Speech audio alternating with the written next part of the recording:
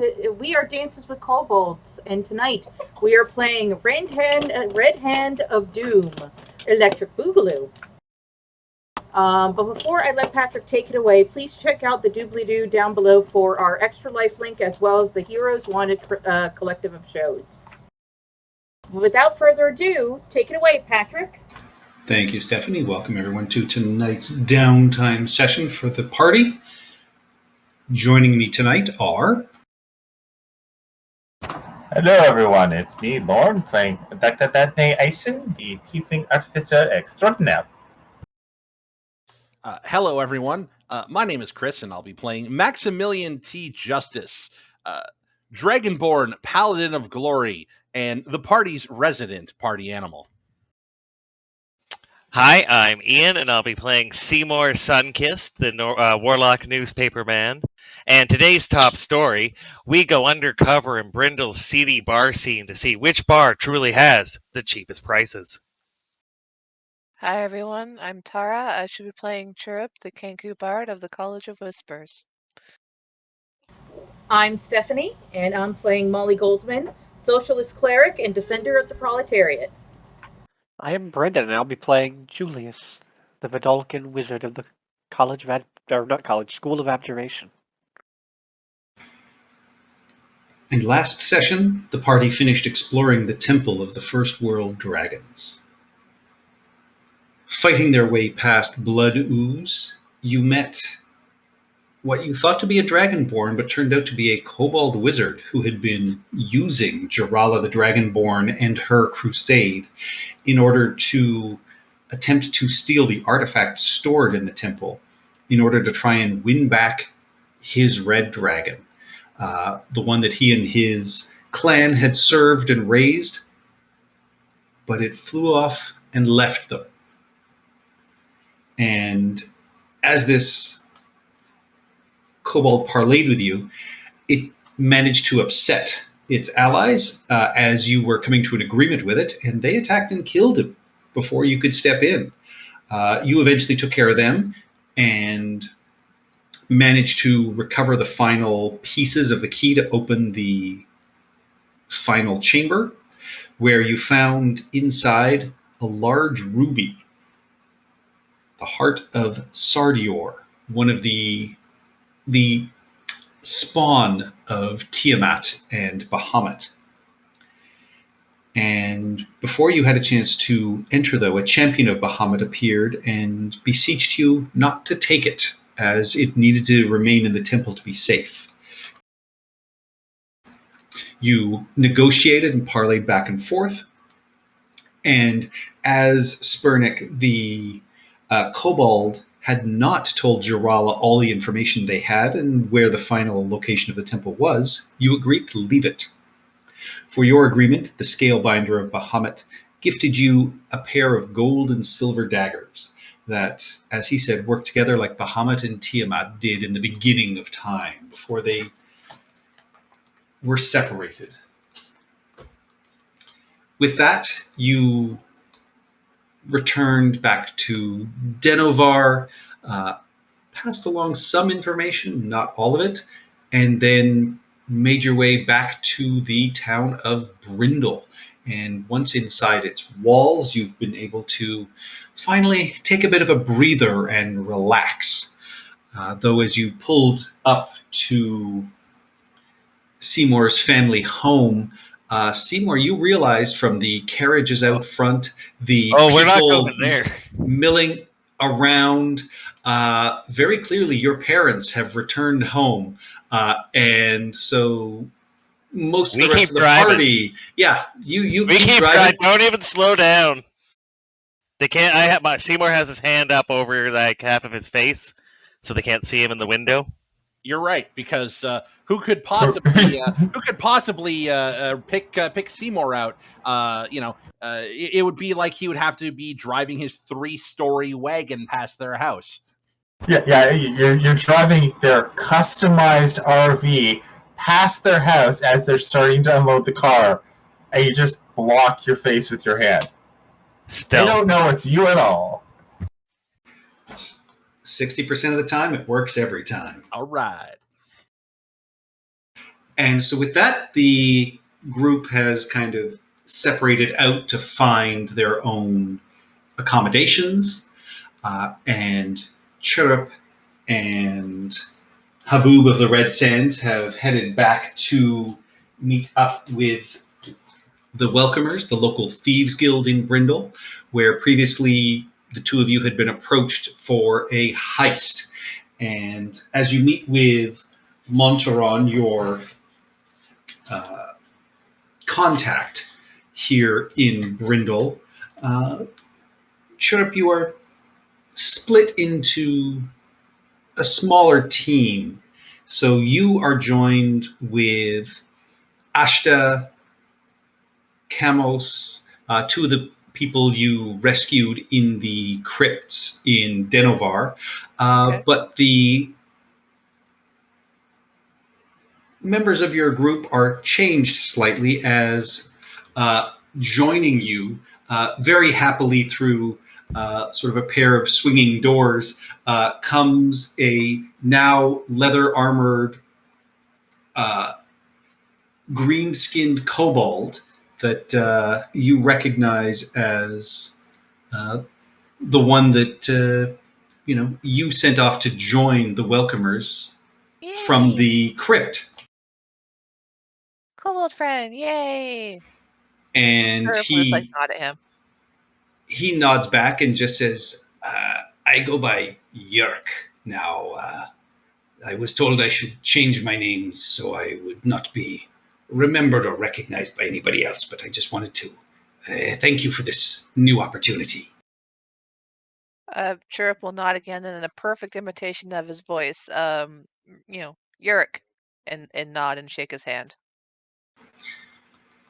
Yeah, and Monteron will say, you vouch for this person. You are responsible for them. They will be joining you in this endeavor. We have a merchant, Balanirav, that has not been paying their fees, and recently sold a member of the Grey Patriots to a profitable prison rather than to us as we requested. So we need you to your crew will be breaking into their home. We need to find a copy of their real books for their business. I don't think they keep it at the shop. Okay. And with that, Ashta, the half-elf, and Yerk, the kobold, retire with you. You are able to come up with your plans. You spend a week and 25 gold in your scouting and just basically watching over the house to pick up the patterns, the coming and going of the staff. You succeeded on your first roll. Tara rolled these rolls earlier. And so you were able to figure out the schedule of the staff from their townhouse. Excellent.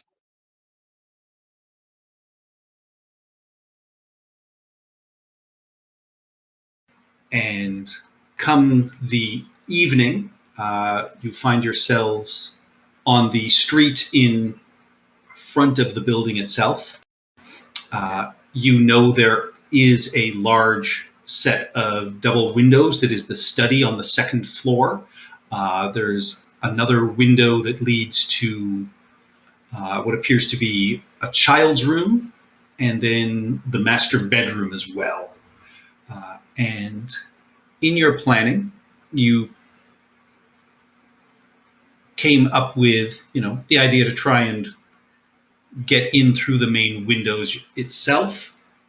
So how would you and your team go about just sort of ensuring that happens? Going in through the main windows. Are these like really big, pretty like glass doors, or are they like open like up and down windows? They are open up and down windows, but they are quite Okay. large on the second story. Okay. Because my first thought is get kind of like a glass cutter and like cut away the glass just excuse me, just above the lock on the window, and then somebody pushes it up, and then somebody else can slip it underneath. All right. Ashta will stand guard while this happens. Yerk will climb up the walls with you. Give me an athletics check just as you climb up. Oh, no bueno. That is more than enough. Oh, okay. Yeah. And Yerk, 10 is a success.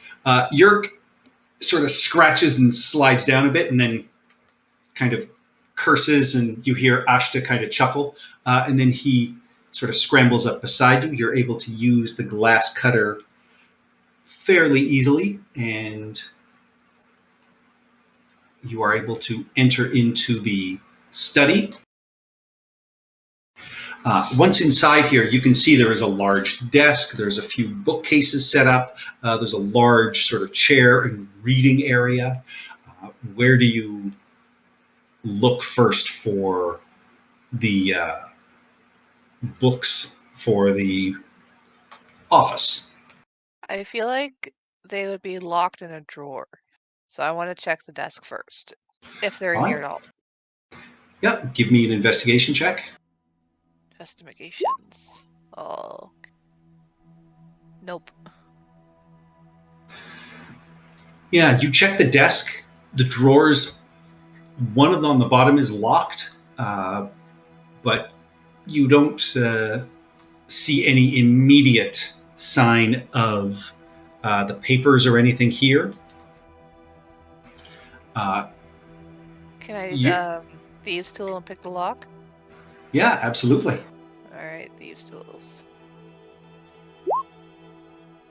Yeah, the lock springs open. Inside, you find some documents, including, as you quickly go through them, what appear to be sort of a will. You find the bill of sale to the Grimshackle jail of the member of the Grey Patriots, but no sign of any accounting books. I'm feeling like it's going to be at the bedroom at this point, but I'm still going to check the bookcases. All right, yeah. Give me an investigation check of the bookcases. Yerk will assist. Oh, you get advantage. Yerk is assisting. Okay, I roll again. There we go. It's better. Wow. Yeah, you are able to find lower level of the bookcase. There is a small, statue that as you are adjusting it, you realize, oh, it twists. And as you twist it, a small section of the bookcase slides aside, and you find in a recess set in the back what appears to be a small safe. And with that, this is the second roll that you've given me with your lock picks as your attempt to sort of break in. Okay. And you crack your first sort of lockpick, toppling a small statue. There's a little bit of noise as the lock eventually opens and you hear a thunk. But as that happens, you also hear the sound of footsteps in the hall outside. Great. And you see in the main door, there's actually like a small leather flap. And starting to poke its head through this flap, you can see the jowls of a fairly large mastiff that just kind of sleepily is heading towards the room, snuffling as it comes. Uh-oh. Okay.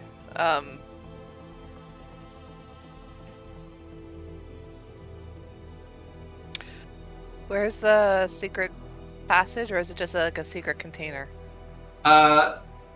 In the wall back here. Okay. Let's duck in here really quick because I don't have enough animal handling to keep this mastiff quiet. All right. So you're going to attempt to hide. Yep, just duck in there and like slide the door behind us and try and move along. All right. There is only room for one of you in there. Oof.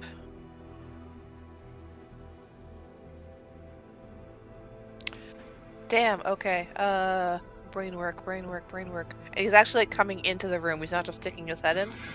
He's just sort of been sticking his head in at this point, but you can hear him go, and just kind of, as he heard something and is currently sniffing around. Okay, I have rations. I will try an animal handling with hopefully advantage if I try and feed the guy some rations. Also, have I heard, because we've been staking this place out, have I heard his owner like speak, like the owners of this house like talk at all? I'm assuming so. Yes. Okay, so I don't know if I can do this, but I want to try and feed him rations and mimicking his master's voice say, "Good boy, lie down." All right. Give me an animal handling check with advantage. 11. Yeah, you skid the rations across the floor. The dog, kind of sort of sniffs at them, picks it up, and you can hear him just kind of lay down outside the door and noisily sort of start crunching away on them. Okay. Huzzah. I will have Yerk kind of keep a lookout in case anything else tries to come up her butt, and I'm going to check out the passageway. All right. Yeah, in this small sort of space, you can see there is a little bookshelf that has 4 books that are clearly accounting books. You can also see there is a small chest that is not locked, and what appears to be a small sculpture of an upside down tree. Oh. What's in the box? What's in the box? Inside the box, you find a fair number of writs of ownership, deed to the house and sort of the shop, but as well you find a fair amount of platinum pieces. Ooh. I am going to, I shouldn't take all of the coinage. I will take some of the coinage. I will yoink some of that. And I'm going to thief the statue and have a look through the books and see if I can tell, do we need all of them? Do we just need one of them? Flipping through, and this was your last successful roll, you figure you need 2 of the books, the 2 latest ones, and you can clearly see that one is, almost the same as this final one, but clearly there are some disparities. So you've found what appears to be the real book and then the duplicate book that he probably shows to others. And I have to actually bring the books back, yes? Yes. Okay, perfect. I will pocket the books, some coinage, and the little tree statue thingy, and beat feet. All right. You have managed to successfully complete this. It was not a perfect success. So your and with the DC that you chose for this robbery, your take from this heist was 50 gold pieces. Okay. And you have this small sort of gilded sculpture of an upside down tree. What's that look like? Is there a picture? No. Sorry, I just came up with that. No worries. Or did I? How do we know it's upside down? Does it have roots? It does. Yeah, The roots are rising upwards, but you can see like the the rounded sort of curve where the leaves and that are clearly upside down, and then the roots rise up, kind of looking like a grasping hand. Okay, when we You get out didn't of make that up. You're not that creative.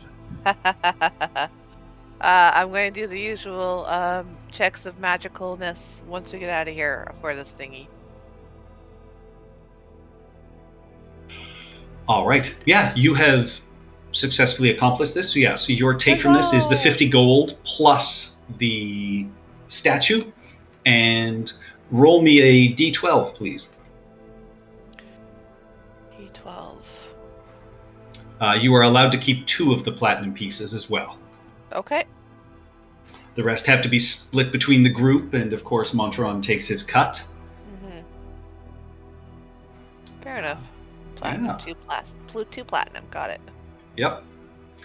With that, you are also, once again reminded that any magic items or anything you want to trade in for something else, you can always do so, plus a small fee. Yep, I'll have a look at what we got going on, and I'll come back on that. Yeah. All right. But with that, Yay. let's have everybody roll a d20. We'll figure out who's up next. But yeah, you had a successful part of your heist. We'll figure out Nabil's when he arrives. Awesome, thank you. Maximilian. Pass. Okay.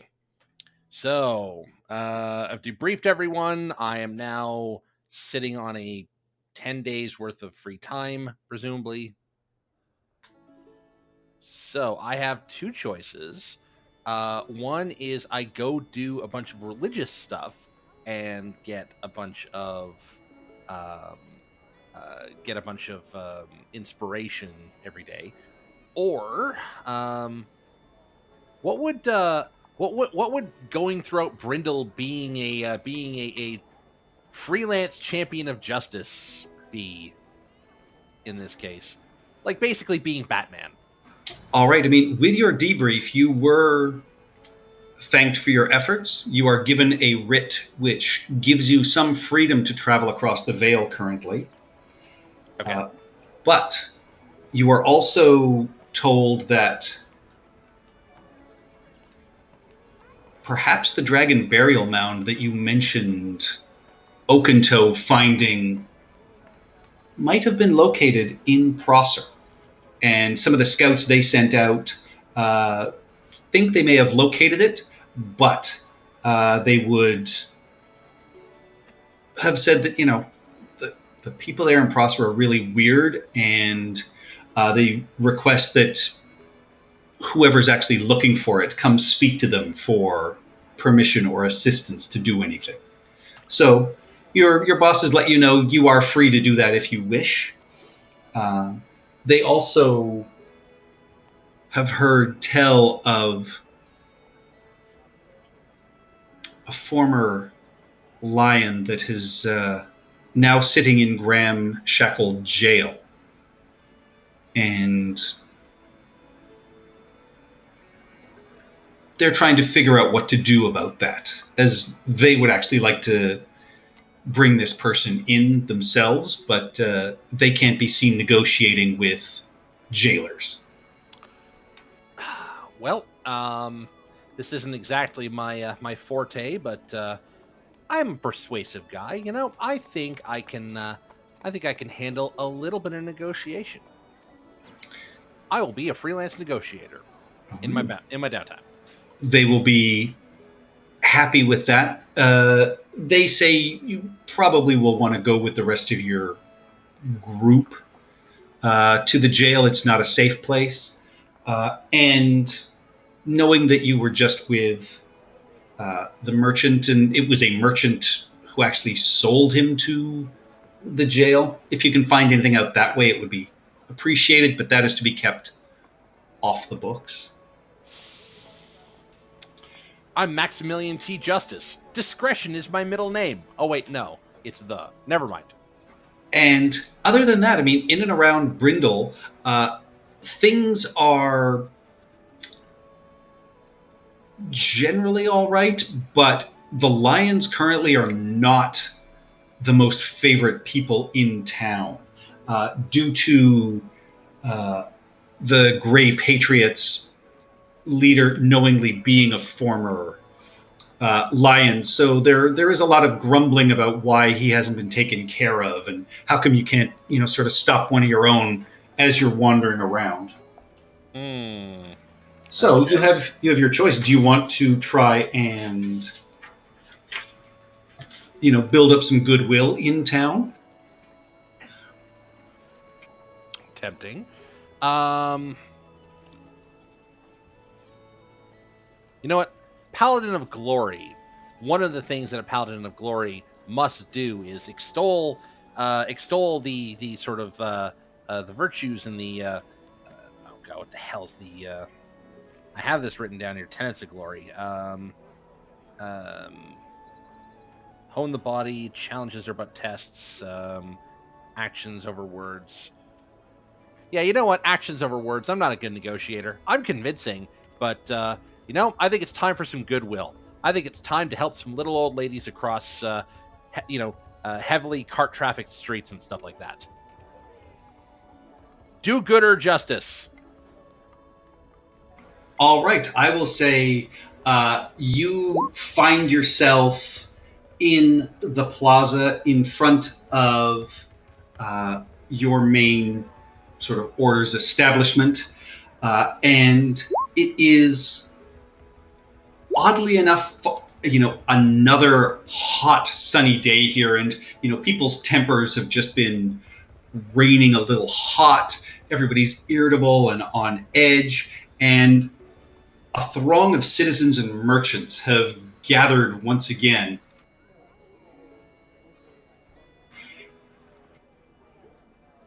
And, again, in protest, well, I didn't want to fill up the map. Yeah.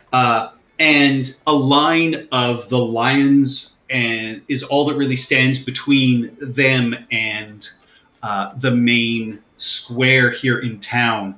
And, you hear some of them yelling out, "Does the Lord Regent fear this wild dog? Are his hired goons cowed by their own cast-offs?" And her accusations are met with angry jeers. And at this point, something soft and stinking flies through the air and splatters on the armor of the guard next to you. And at this point, he and the others charge forward, cudgels drawn, and the plaza erupts into chaos around you. Mobs form, turning on one another. A covered merchant wagon nearby gets tossed, and you can see a group of them get around one of these wagons and just kind of snarl, "These goods are going to waste," as he clambers sort of about, "Let's take them off all your hands," as, in and around here, some of the other merchants start sort of backing away. So you've got 5 what appear to be commoners that are sort of mobbed around and attempting to rob this wagon. What do you do, Maximilian? So sorry, this wagon down here? I'll move you over here. Yeah, that's fine. We aren't here, correct? Correct. You were just there for the camera and so you can see what's going on. Yeah. All right, I'll position. No, myself. this one over here. Oh. I thought we got to play commoners. Oh, I see. You can certainly play commoners if you wish. That's what I was hoping.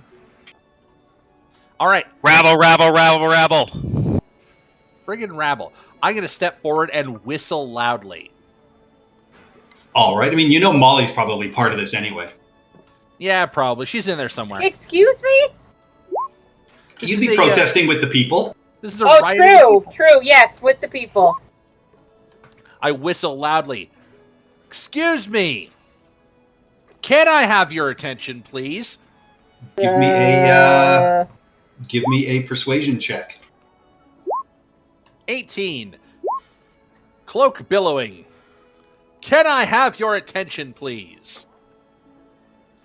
As you step forward, cloak billowing, your now repaired armor. The people kind of turn to you. You have their attention. What do you say? Max will climb up onto this wagon as high as he feels like he can safely go.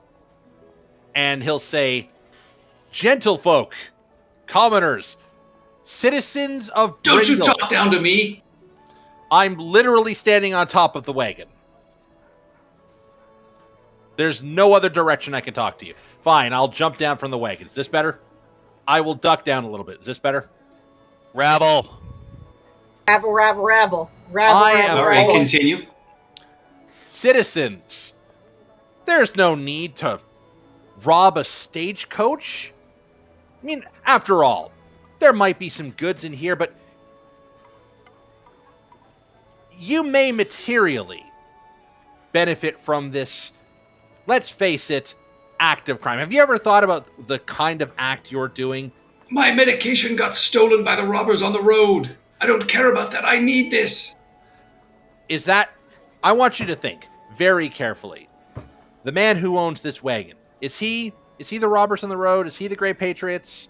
Or is he just some merchant like yourself? Imagine you were to go take your goods to market and a mob were just to rob them because they were having a hard time. Really? All right, Is give that me- the sort of city you wish to live in? What's your name, sir? Give me a persuasion or intimidation check. It'll be persuasion. 8. My name's Cyrus. You jackaninny. Now, You can't even control your own cast-offs. now How can we trust the lions? I prefer Jack and Ape to Jack and Ninny myself. But listen, Cyrus, people like Cyrus. I don't have time to learn all your names, but I'm sure you're all great people. Listen to me very carefully. The Grey Patriots, I want everyone to listen, are bastards. We can all agree with this, yes? Come on, crowd, yes? Give me a persuasion check. 18. You see a couple of nods of agreement and people kind of looking surprised to hear you, talk about the Great Patriots like that. Listen, I'm not going to. There are some amongst the lions, and I know them, and I will admit there are some who will soft talk the crimes of the Patriots. Oh, they're just disaffected lions. Oh, they have legitimate complaints, but maybe they're going about things the wrong way. I am not going to do that for you. I agree. These people do need to be strung up, and I assure you, the lions are working on it. We will deliver you justice, and Cyrus, we'll get your medication Yes. back too. Does this not sound like a much more better and just world than robbing any random stagecoach? Can I keep what I took anyway? No. I'm going to need you to put that back. Oh, Sorry, Cyrus. Tell you what. Meet me at the pub in, 10 minutes. Buy you a drink. all of us? I'm not made of money. I don't have that much. I will buy you all a round of very cheap ales. Roll me a persuasion check with advantage. All right. 17. 17. Luckily enough, there is a pub not too far behind you, and you are able to bring these people inside it and calm them down with some ale, and you talk and listen to their stories, and that almost seems to calm them enough. Outside there's still cudgels and beatings happening, but you have mollified this small group of people. Yes. Justice is served. Just imagine somebody running by the window on fire. Oh Max my is like, God! no, So the anyway. thing you gotta do is just be yourself and they'll come around. All right, so tell me what else Maximilian does People- over the next few days. Guards are dragging someone along. So tell me more about your aunt. She seems lovely. So over the next few days, I've pacified a group of ne'er-do-wells who are intent on robbing someone. I think I'm going to. Let's talk about training options, Patrick. All right. I would like. I don't think you could train a skill. At least not according to the documentation I've read. You can train up like a proficiency or a language. You can train up a proficiency or a language. I will give you the opportunity to train up a skill because you are at your guild headquarters. Which skill did you want to work Well, on? in that situation that I just got through, being able to like intimidate the crowd into like at least listening to you, that probably would have been pretty useful. I wouldn't mind a little bit of training in how to like, you know, get someone to back down. So yeah, intimidation. That sounds like a thing.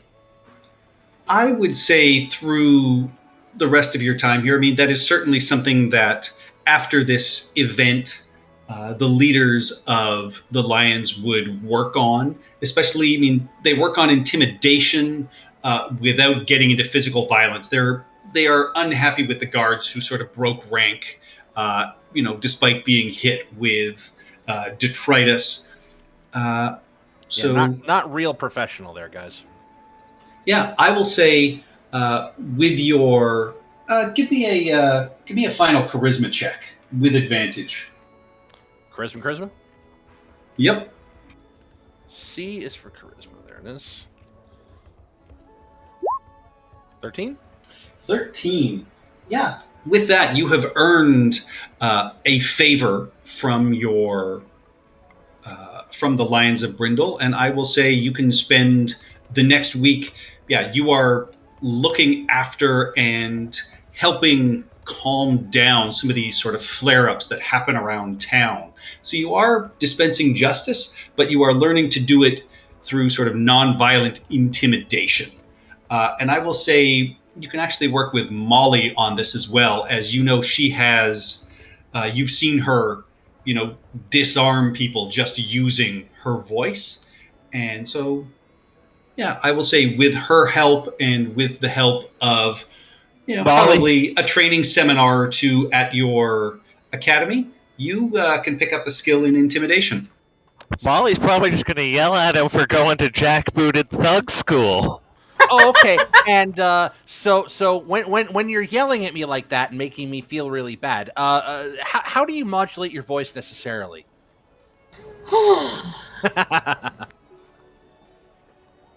Well, you did calm down the crowd, so I'll be a little nice to you today, but you must sign my charter. He threatened to throw them all in the river. I did not. He did say he's going to bring those other ones to justice, and you're going to follow through with that, right? If Maximilian T. Justice doesn't, I will. See? Have you ever known me to break my word? Have I? I'm going to say no. Never intentionally. I'll keep my eyes on you. I hope so. You can learn a few things. Sign the charter. Ooh. I'll get around to it. No. There's a charter. Let's see what this charter says. To each They whip it according out. to their need from each according to their ability. Why, this sounds like communism. I can't in good conscience sign this. It's not communism, it's socialism. I told you there's a difference. I thought socialism was just communism light. No, you're listening to Maximilian's. It's communism Friends. without the conviction. It says here, Karl Marx wrote that socialism was just a stepping stone on the way to communism. I'm Where? sorry. Who's I Karl? think he said that. Karl Marx, the famous gnomish philosopher. Ah, yes. The I don't know. I can't even.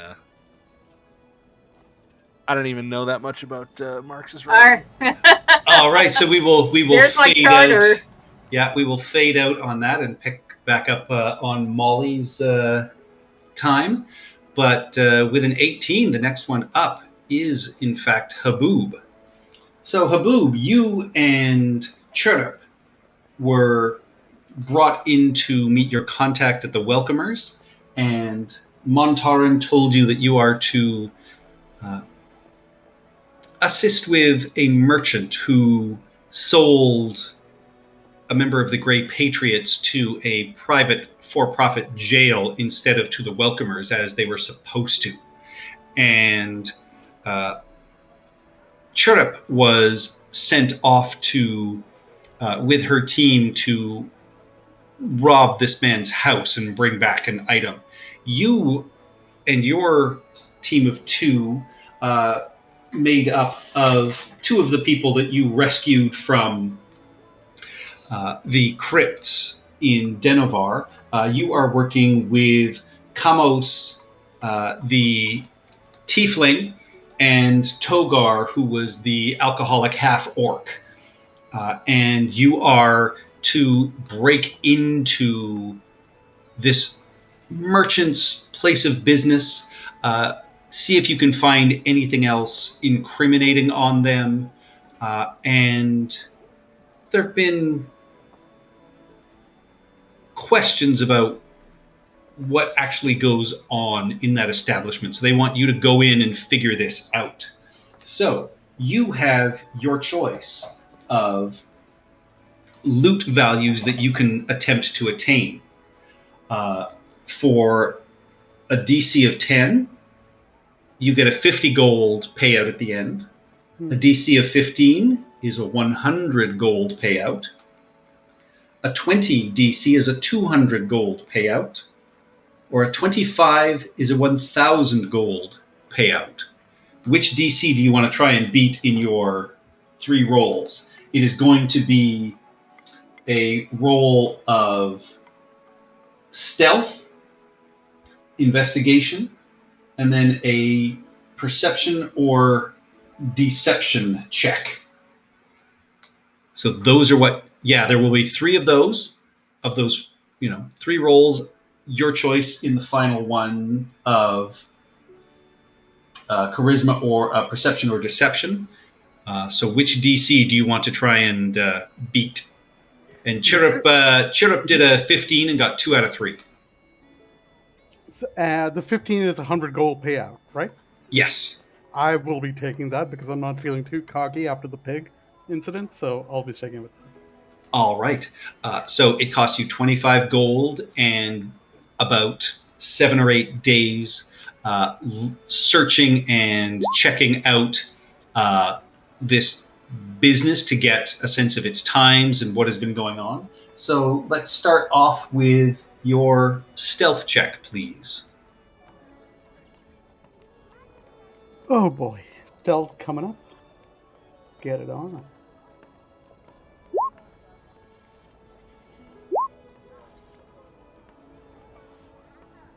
$22. 22.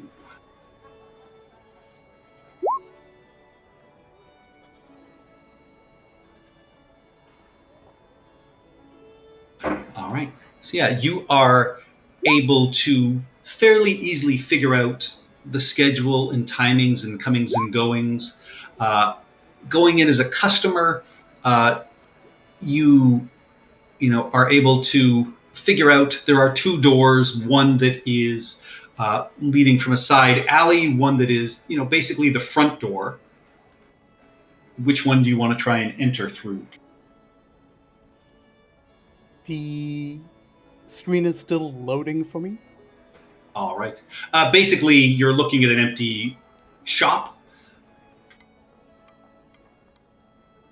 Okay, I just need to log out. I don't know why it's... Yeah, it's stuck in a loop. I'm just have to log out and log back in. All right. Just give me one quick. I'm getting errors too, where half the tokens have loaded, but the health bars That's have. weird. I'm in normally, and it seems dark, like there's no light. I mean, Yeah, yes. we don't have light. It's fine. It's fine for me. I mean, I see it like Ian said. It's really, really dark. Now it's lighter. Boop turns on the light while he's robbing the place. Now I can see. Ah, much better. Now I don't have to rely on my dark vision so much. Okay. Sorry. What was the question? So you No, that had the was all front in door, character. or you had the door in the alleyway to enter through. Which door did you want to try and break in through? Good question. So, odds. The top door evens the bottom door. Odds of the top door. All right, so you enter in. Give me a thieves' tool check as you enter in through this locked door. Of course. What kind of a thief would I be without a tool? Set.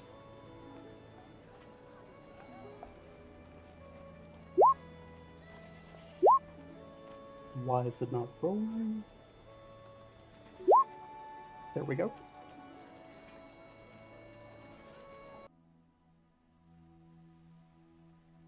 $26.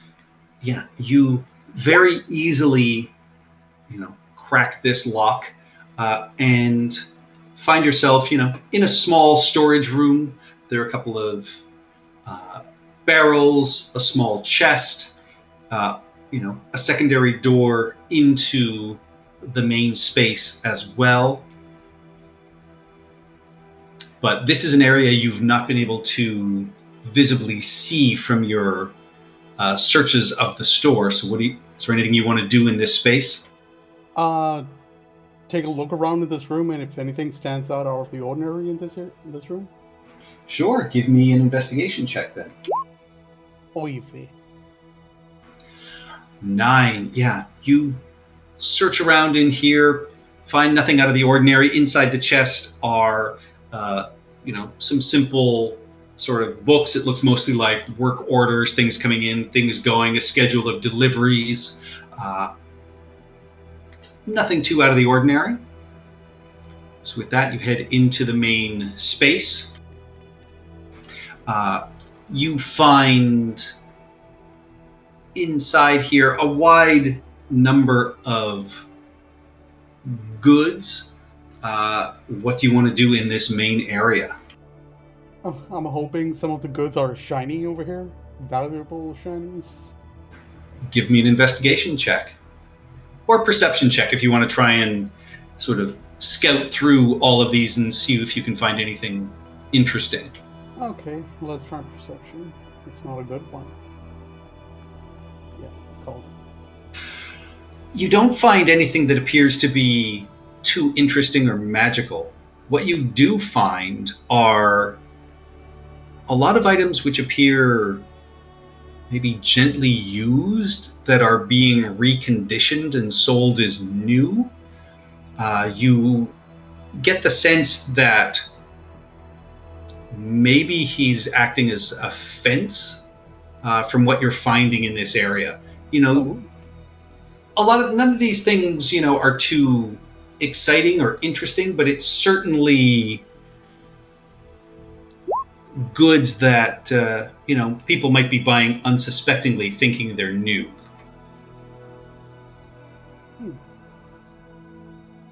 The fence possibility is interesting. Huh. Okay. If there's nothing else, what about the desk or the table? Nothing underneath, on top, nothing? Give me an investigation check if you want to check it out a little further. Sure. 15, you find a small cubby hole that contains a list of items, some of which you see in the shop, almost like a bill of goods, and you see that it is signed by Lady Dagger out of Drellin's Ferry. And I'm gonna have to step out. Not step out. I have to meta question. Do I know a Lady Dagger? Do we? You do not.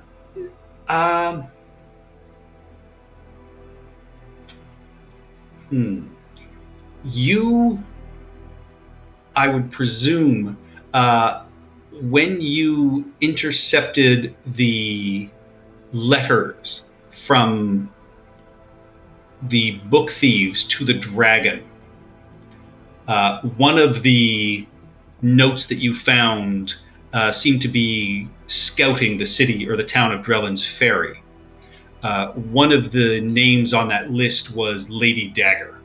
And Maximilian, even though he is stationed there, didn't recognize that name.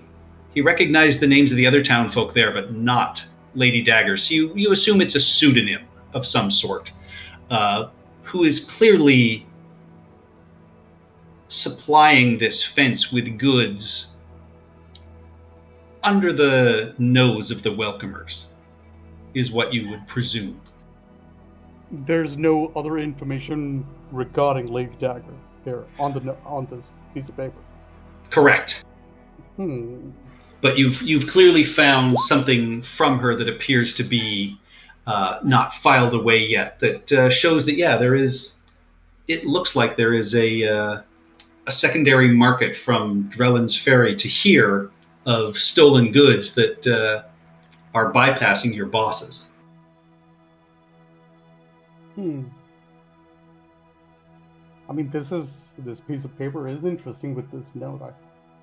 Haboob of the giant narc? No, Haboob of the blackmail. This is the kind of information your bosses would have sent you to find. Absolutely. Is there another piece of paper, a blank piece of paper anywhere here, and maybe ink? Oh yeah, there's lots. Oh yeah, Okay. because he writes out bills of receipt. So yeah, easily enough to find some paper and ink. Okay, so I'm gonna copy the note so it doesn't seem like I took anything from this place. So pretty much, copy the information that's on what I just found. Nice. Take inspiration for that. Okay. Yeah, that would be it. Yeah. With that, you slip out the back. At one point, you hear a whistle from your watchers, and you have to sort of duck back in the alleyway. And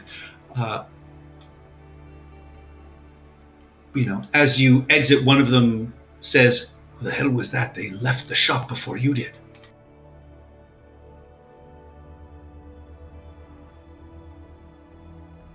Okay. And with that, you see the door start to open again as you are all out in the street, and the three of you have to sort of scuttle away before you get recognized anymore. But you see a couple more people, or hear a couple more people that have left this building. Monteron is thrilled with the information you bring, and with 2 of your 3 rolls being a success, you are paid out 50 gold pieces. Ooh.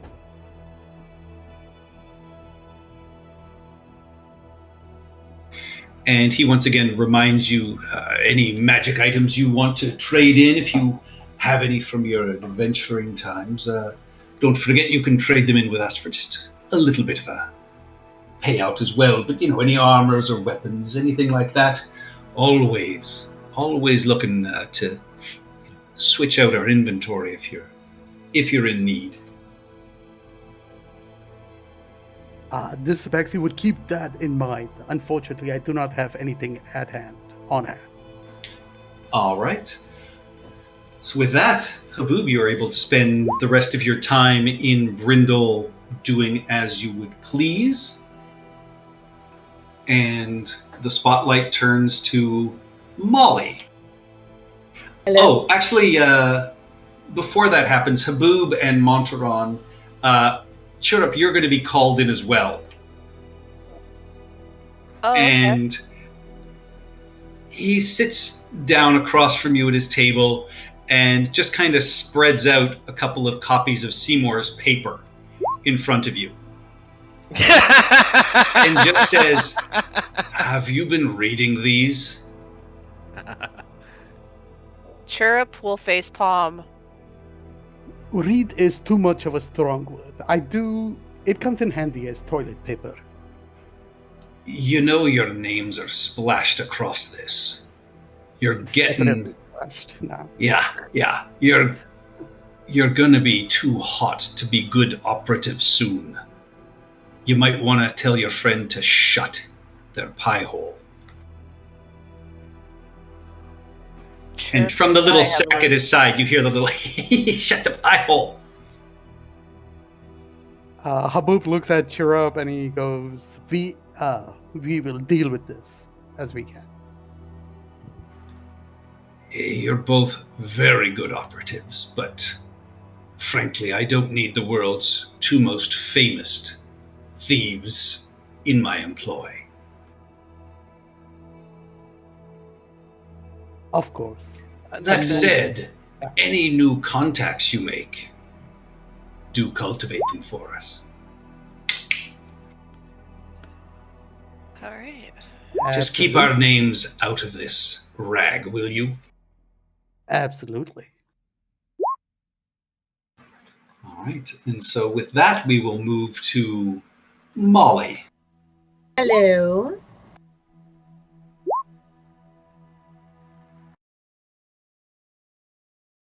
So you have been approached by the head of your organization, Hello. and tell us a little bit about them.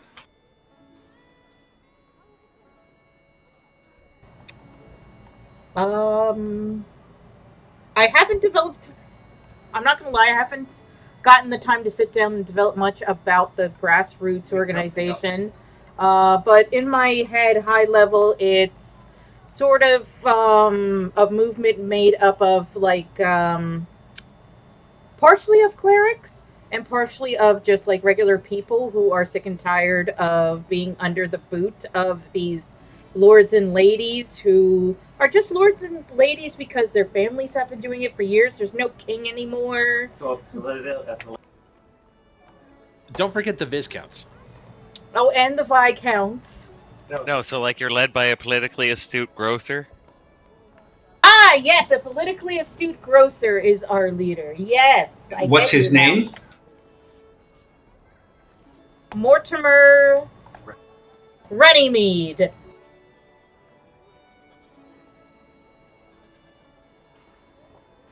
And they are going to approach you, and as you are back in Brindle for a few days, you do have people stopping you on the street, Molly.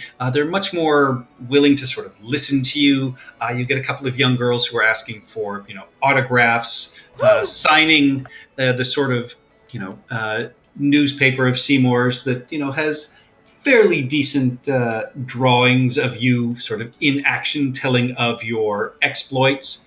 And so Mortimer has asked that as work for the church and the organization, if you would give a talk alongside the esteemed Dr. Brandner, who will also be sort of espousing some kind of doctrine and had been organized, but not a lot of interest. So he's hoping you could use some of your celebrity to draw in the crowd, if you would.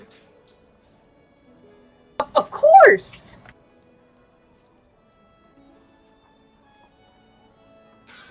Right. So after a few days, flyers are sent out, posters are put up, letting the town know that you are here and you're going to be giving this talk at sort of 12 bells. It's a lovely afternoon. They have food tables, drinks set up.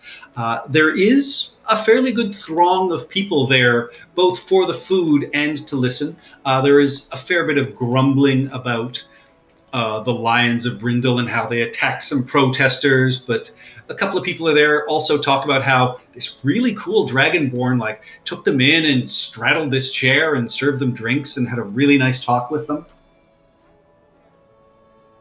But what do you say as part of your talk? Because Dr. Bradner gets up, gives a fairly dry history of the background of the order, talks about the sort of the good of people, how we need people to learn all kinds of facets of the world and the job, and you can't just be a worker. You should be someone who also is an owner, and don't just till the land for somebody else. And people are respectful but a little sort of quiet, and then you are introduced by Master Renimede.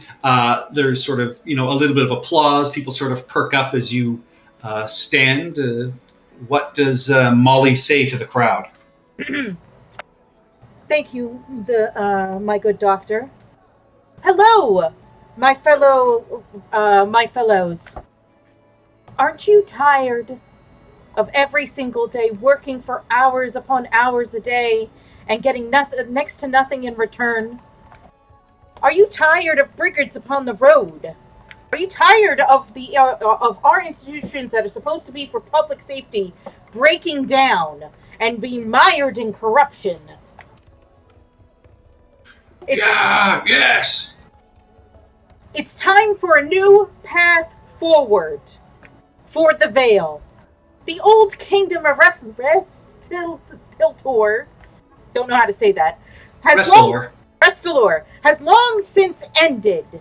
But this Vale is still being ruled by the old noble families or mercantile oligarchs that only care about their profits.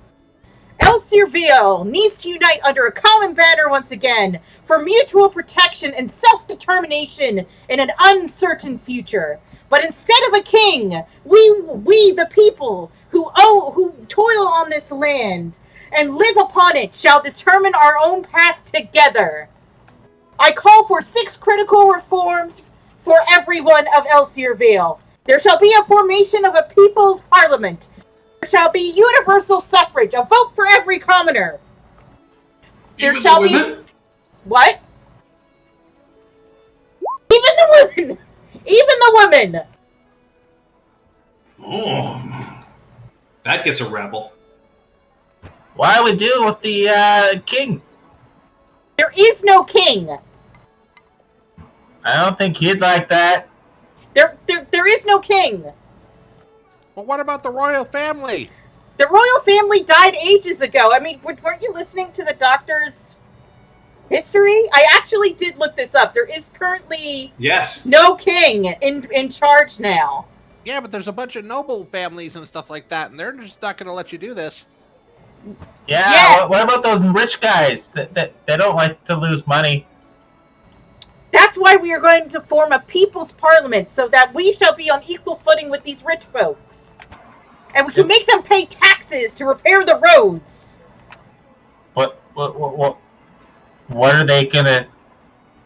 Why would they bow to us? That they can hire people to beat us. But there's still more of us than there is of them. But they can hire more. We're going to have to fight? I don't want to fight. We're trying to do this as peacefully as possible, which is why I have the charter here. If everyone in the Vale signs, every proletariat in the Vale signs the charter, they will finally realize how many of us there are, and that we are the true rulers of this land. Or we could strike. We could strike. Striking works. They can't make money if we don't work. Lord Jarmuth isn't that bad, though, is he? I don't know this, He's the leader of Brindle. So how... I don't know him personally. Okay, so background. You're saying we should strike, but that means we don't get paid, which means we don't have money to buy food. That's why unions are so important. You work your regular day. The union will collect a small due from your wages to put into a common fund, so that when you strike, it's not a tithe. Aren't you a cleric? Sure? That's like a tithe.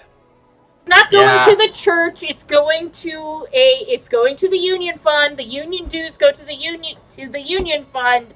The tithe goes to the church. They are two separate things. So there is a tithe.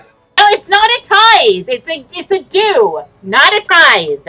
So you say we owe money to people for no reason? No, not for any reason. Okay, so it's like you and your family all getting together and putting money towards a common pot to buy some land. You're all sharing. No one in my family has money. Whatever money we get, we use to buy food. or clothes. And do I have to share with Jim? Jim's a jerk. Hey, fuck you, Phil. Hey, shut up, Jim. Focus, focus, focus. The idea is first everyone's wages will get raised, which is why it's important to join a union so you have the option of striking and putting it to where the rich people, where it hurts to the rich people. They need us more How than do they our need- wages need go them. higher? That makes no sense. Under the threat of a strike. But then we don't get money. I We get can't it. live No, it's a without smart food. thing. This'll work, people. She's smart. I love you, Molly. I'm Love you ambivalent. too. And with that, Dr. Bradner will sort of thank you for your time and your speech, and just turn to the people and say, "Do we have any other questions for either of our esteemed guests?" And hands raise across, all sort of the floor, and Dr. Bradner will say, "Yes, you, the young lady in the front," and she will immediately say, "This is for Ms. Goldman. Did you really fight a black dragon?" Yes, I did. Me and my compatriots formed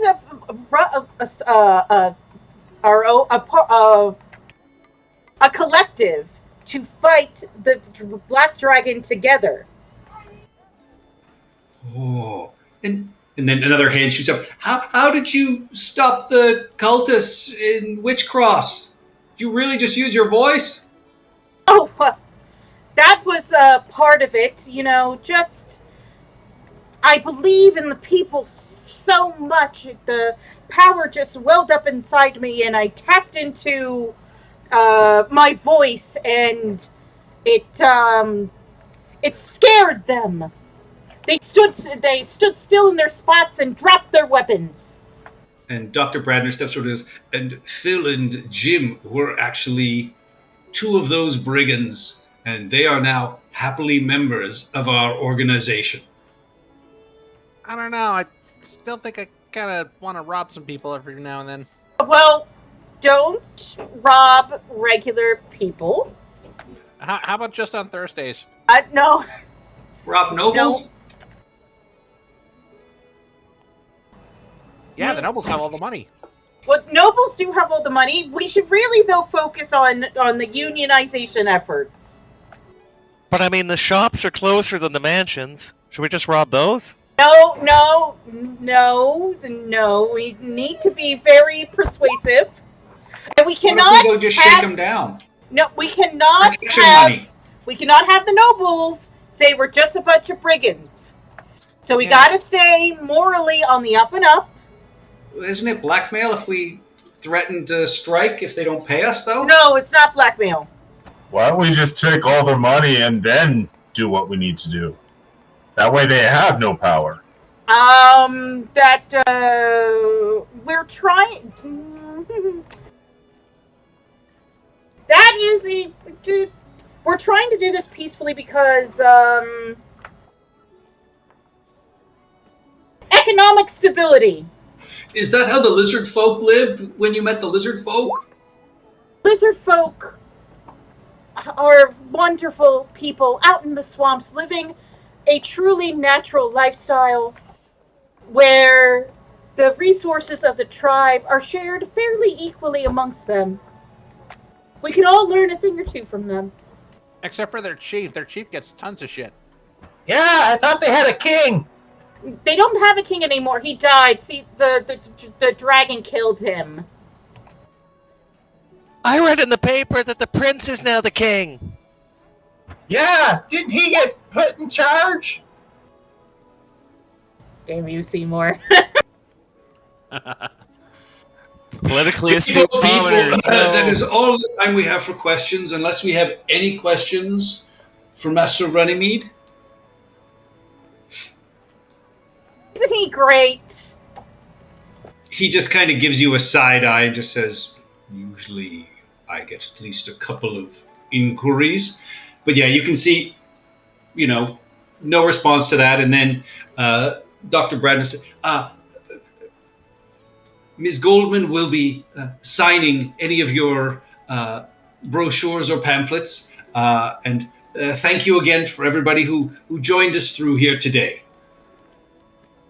Woo! Strength and solidarity!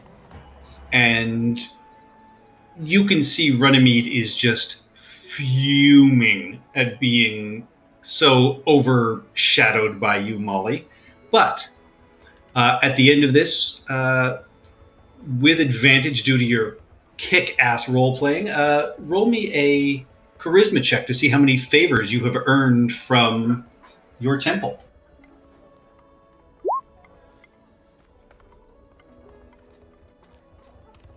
It's a check or... Not a save check. It's not a save, it's a check. It is a check. You can give me a religion check or a persuasion check with advantage. Persuasion. Do I have persuasion? Yes, I have persuasion. Okay.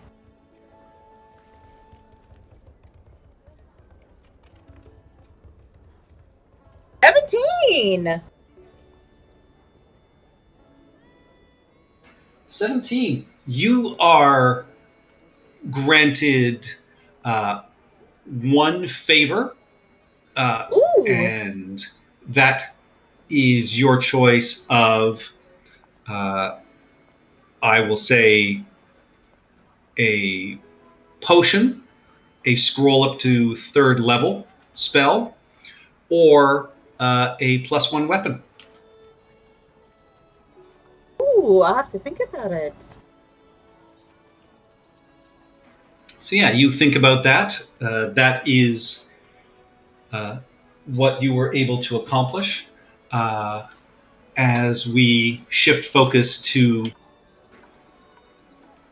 another doctor, Dr. Badme Eisen, who on the other side of town has basically been ferrying around a large number of goods and pieces of items that they've slowly been working on over the last little while to try and build a new weapon. But here in town, you spend a couple of days interviewing people, and you eventually meet Oddhild Burrowfound, who is a gnomish woman who is a talented weaponsmith by all accounts. And they are intrigued by your design. So how do you explain to them what you want to build, Badme? So, being a alchemist and having multiple different caustic liquids and semi-liquids, I've always wanted to be able to launch them at range. So, I thought, well, I've seen people with blowguns be able to fire darts, and I thought maybe if I had a larger barrel that could fire off a small vial, but then it was, how do I actually launch said projectile? And I thought, well, wait a minute, I saw someone with a bagpipe, but that's a big repository there. I could just instantly collapse it, but bagpipes are very hard and unwieldy, so I thought, wait a minute, bellows. I could hide a bellow in a stalk, much like a crossbow has, and then I could use a spring to cause it to suddenly deflate, shooting the air through the barrel, launching the projectile. Now, how do you explain that it's not going to smash the vial? Are you trying to shoot vials? Are you trying to shoot something harder? Like, you just want vials? Well, the idea is it launches the vial at my target, and the caustic agents within affect the target at the end of the flight. It's almost like a catapult, firing smaller projectiles with air.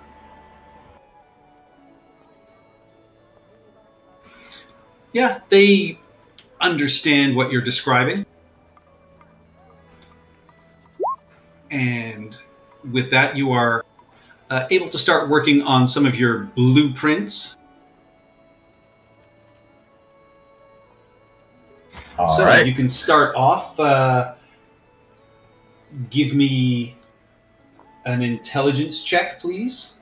am I able to guide myself for these? You are able to guide yourself, and you are using, whatever kind of tools you can work with here in the weaponsmith shop. So Yeah. there's, this is a variety of alchemy tools and blacksmith tools and things like that. So an intelligence check. And so I have guidance for 8 hours because I have to use my tool to get the spell. Oh yeah, this is being done over days. Oh boy. That did not roll a d4. Actually, wait a minute. Which set of tools are these? Because I would be proficient in this.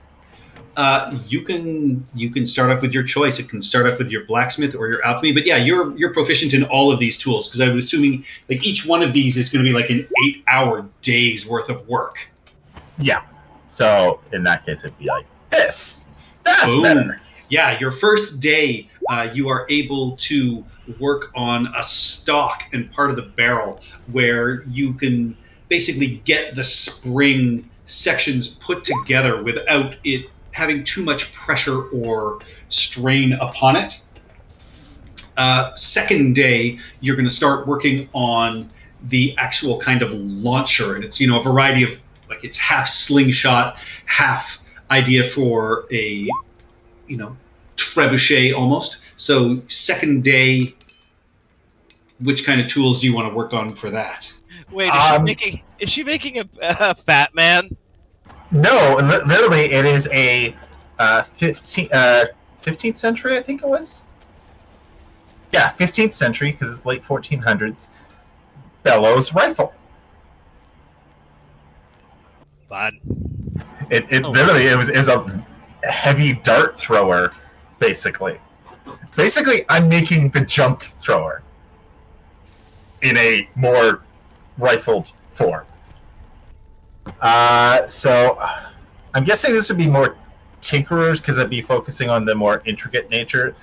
The first one would be crafting the barrel and the smaller pieces, and now it's fitting it together.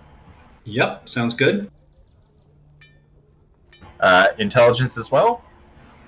Yep, still intelligence, and you can guide yourselves. 27. Yeah, they fit together smoothly. There's, barely any extra filing that needs to go down, as, this slips together almost seamlessly. And, you get the sense that, the next section is going to be, making sure you can aim it and reload it. So it is now going to be working on the finer points of the, sort of firing pins and actual marksmanship. So with that, you can give me, for your third day's work, either, once again, smith or tinkerer's tools as you're getting finer and finer in here, or you can use your alchemy tools as, you will be fitting basically alchemical items into these things that you're getting ready to fire. So if you want to start practicing with that, you can do that as well. Yeah, we'll go with alchemies, because alchemist supplies, gotta love it. Technically, I can be proficient in any tool set as an action, which is insane. But each of these is an 8-hour day. Yeah. So, alchemist supplies, intelligence as well. 18. 18 is a success. Just this, you spend almost the entire day on this. You have to go back in every once in a while and just refit everything. It works smoothly at the end of the day, but yeah, you're starting to feel, after 3 solid days of work, you and Oddhild and her assistant are, really kind of proud and looking after everything. But yeah, this was the hardest day so far, and everything fits together. It works. You are sort of taken out back behind her shop, and you've just been sort of firing vials of water, but your aim and accuracy is good. You've got one final investigation check to go over, just to make sure there are no cracks, no damage, nothing that you need to worry about in the future. So I need one final check, please. All right, let's see how well we do here. 24. You find no fractures, no hairline cracks, not even any serious wear and tear. By the end of this set of downtime, you have built yourself a weapon. Your total cost is 150 gold for Odd Hills and her associates' time, but Was that in addition to the price I paid previously for components? yes. 150 gold. Okay.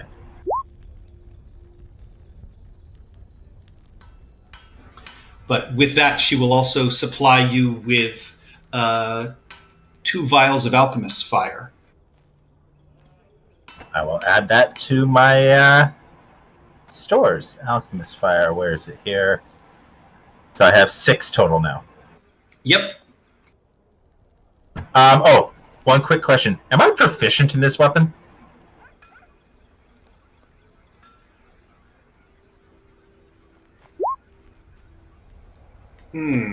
Because technically it's a new weapon, but it's based on like crossbow and similar things, and I did produce it, so I don't know if it'd be okay if I was proficient or not.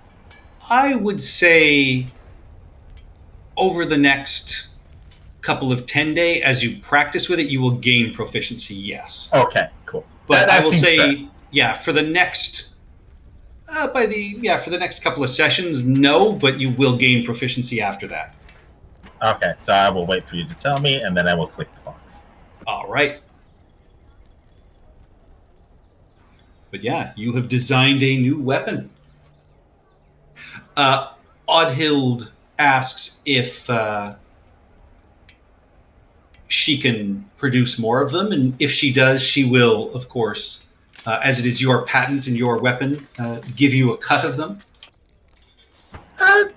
Certainly, you may produce a Vindcaster for your own. I would ask that you keep the numbers smaller.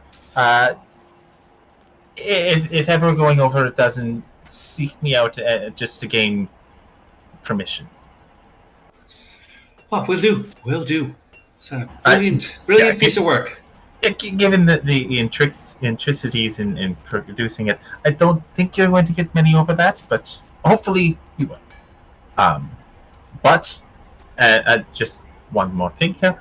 When you do, I ask that you also, and I will, provide a small button.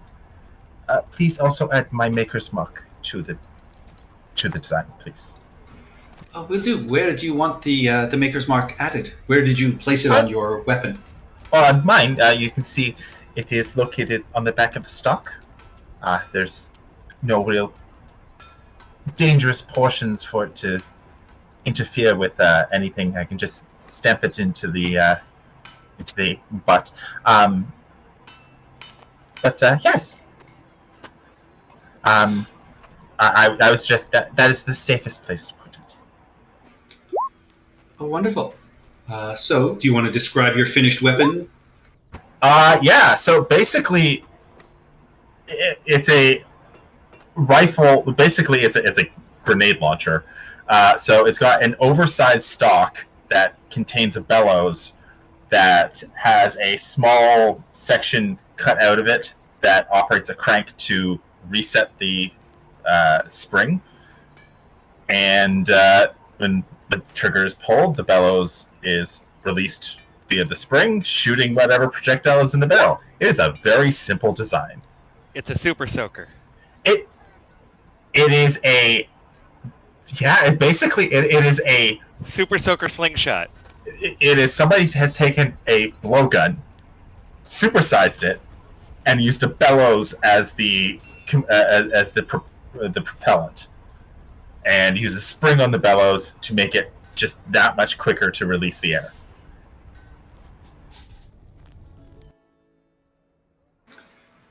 And with that, we will take a 5-minute bio break and then come back and deal with Julius's research. And then Seymour's carousing. Like how it's deal with Julius this time, not Seymour anymore. No, no. And Lauren, when I looked up Vincaster, it literally is an IKEA lamp. It's what language did I think it was? Pendant lamp, white, 20 inches. There There it is. literally, I took wind thrower, and it's Swedish, Norwegian, German. It's I like to Nordic. think there's a furniture maker in town who's just pissed that you took the name of his awesome lamp. That's I based made on it first! wind. That's based on wind thrower. It's a big puffy cloud lamp. It's you know that big white IKEA paper lamp thing? Yeah. Is that actually it? Yeah, it's that one. Okay. There's some Swedish furniture maker in town who's just livid with Bad May. I'll get her. I'll get her. He's German now. All right, be right back.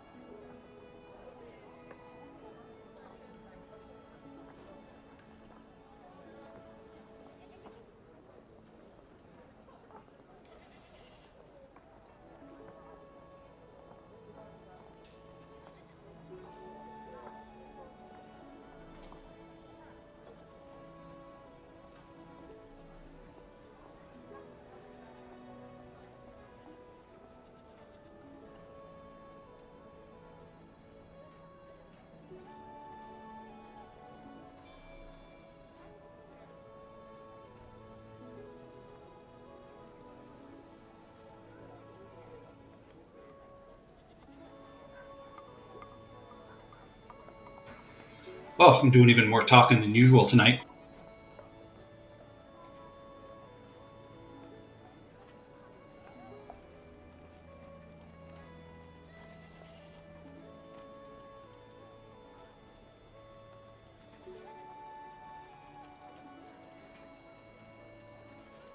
Patrick, Hello.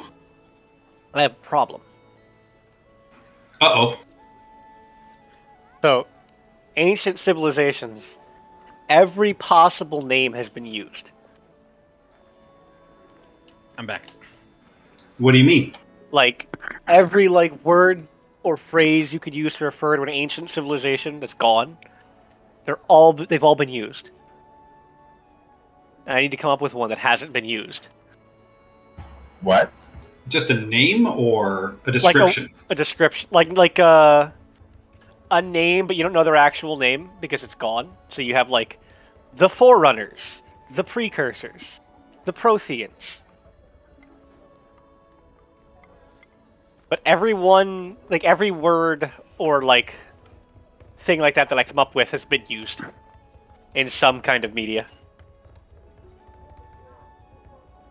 Back.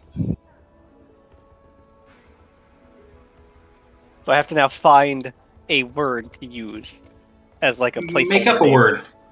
Ah, yeah. The Flibberty Jibs. The Flibberty Jibs. I like yeah. That sounds pretty good. Actually, yeah, you could just call me Aya. The Korka. You got something in your throat, Nabil. No, I was just naming her face. if there's not at least 2 apostrophes in the name, you're not trying hard enough. Ha! Joke's on you. There are 2 hyphens. Ooh, even more. Hyphens are the middle managers of language. I don't agree with that, but okay. The language does not have nearly as many hyphens as the world has middle managers. So then E is the middle manager of English? Yep. Makes No, sense. no, because E's are useful.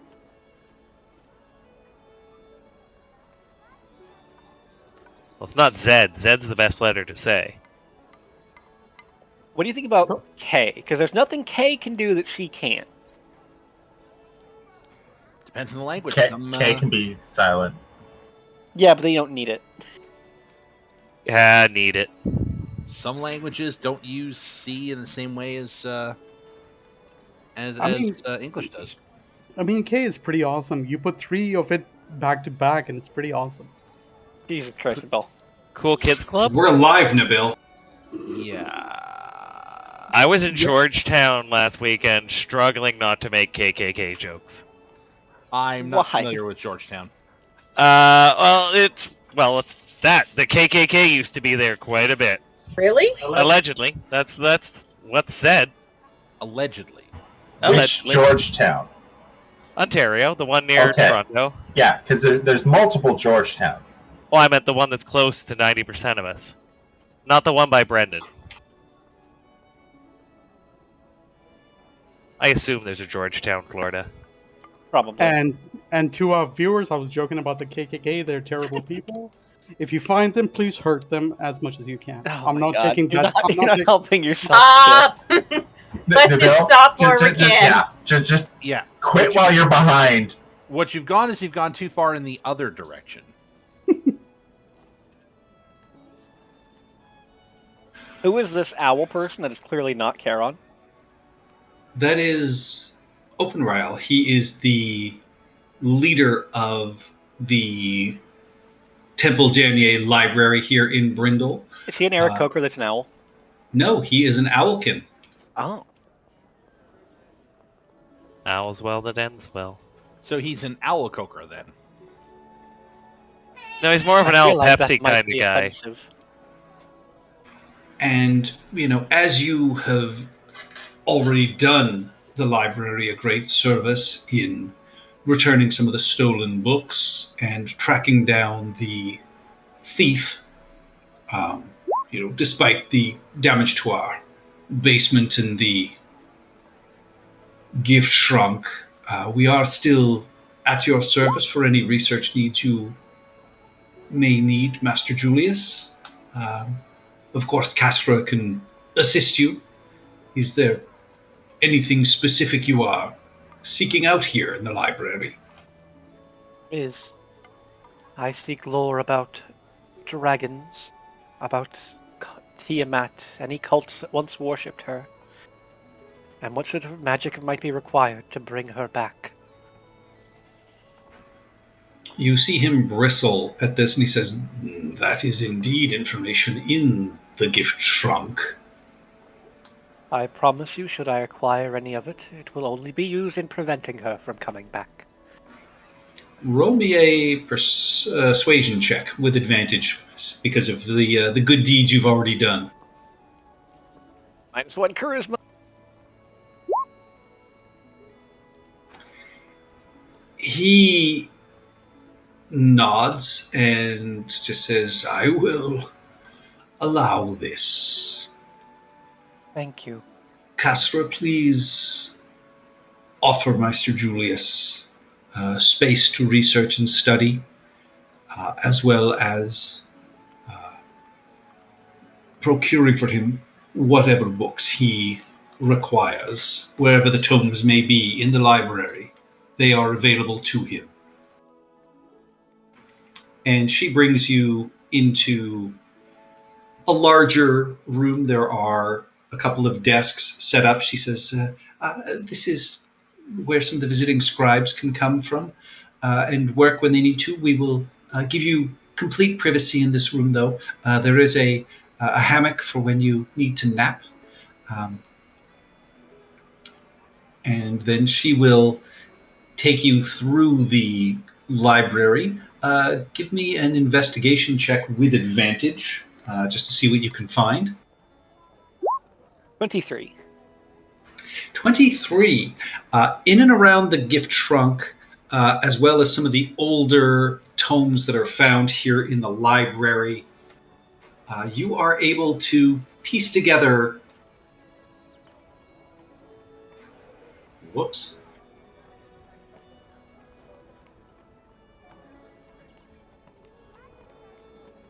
Just opened all my bookmarks at once. You are able to piece together a fairly good sense of what you are going to, sort of get and understand about the Veil.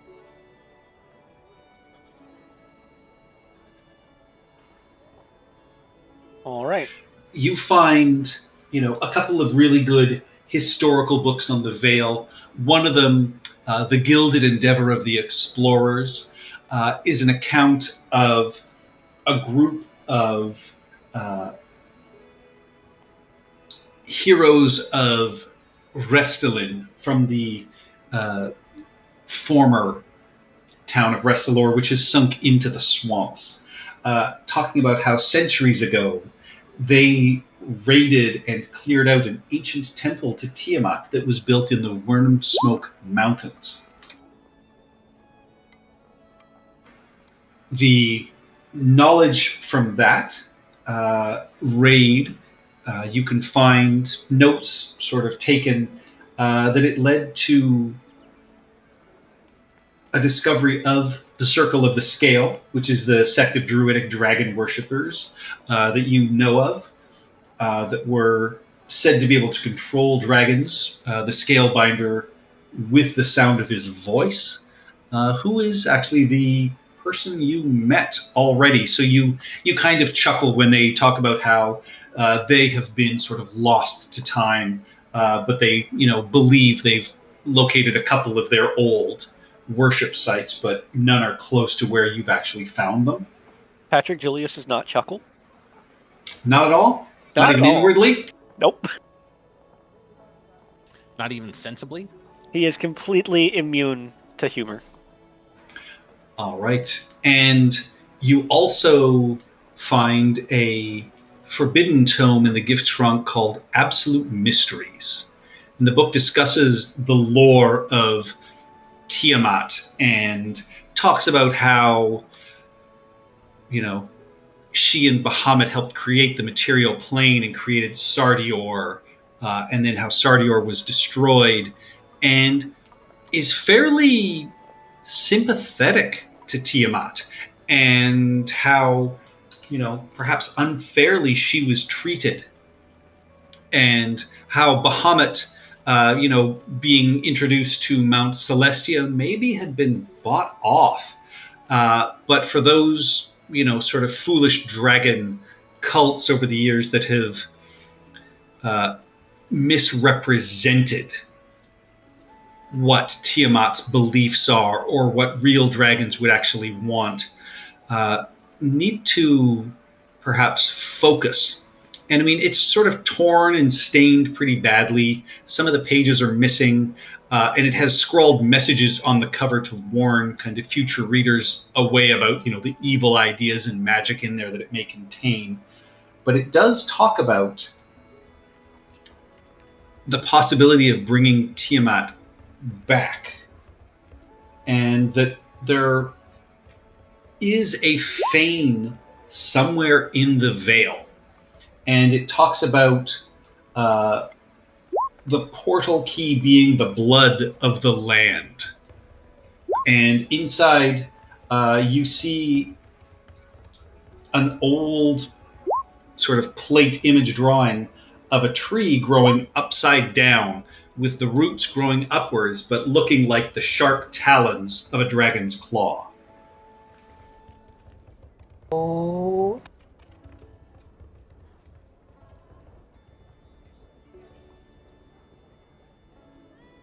Take notes about all of this to discuss with the group later.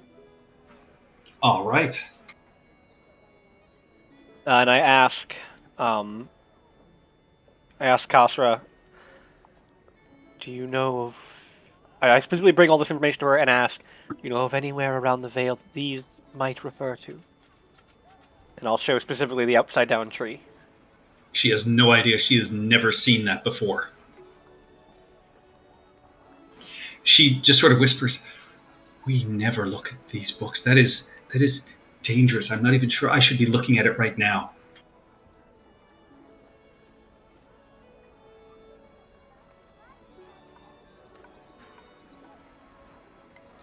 And the more you flip through this book, give me a wisdom saving throw, please. Is this magic?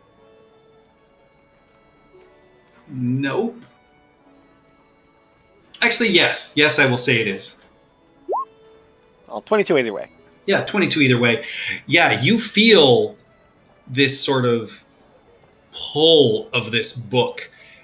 Even as you try and sort of finish, you actually have a really hard time putting it down and not just sort of putting it in your bag and carrying it with you. And even as you've been reading other texts, you find your hands have kind of flipped and slid over towards it and almost kind of flipped it open kind of haphazardly. But you are able to refocus and finally just sort of break away from the tome. Even though for the next few nights you have dreams of the destruction of the world. Each night it ends in a different way, whether by fire or by burning in acid and melting away to freezing cold falling across the land. But each time this dream ends the same, and you see 5 pairs of eyes staring out of the darkness at you.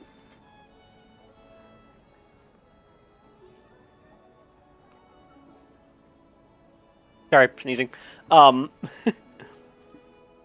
I take this book, and is there somewhere in this room that is particularly hard to get to? That I could hide it or put it where I would not be tempted to look into it again? Yes, though you do find your thoughts kind of drift to it regularly over the days that you are there. So, but yeah, you are able to complete your time. But yeah, that is the lore you have learned during your research. But yeah, over the full 10-day, I will say 5 nights after you first have this dream, you have it again.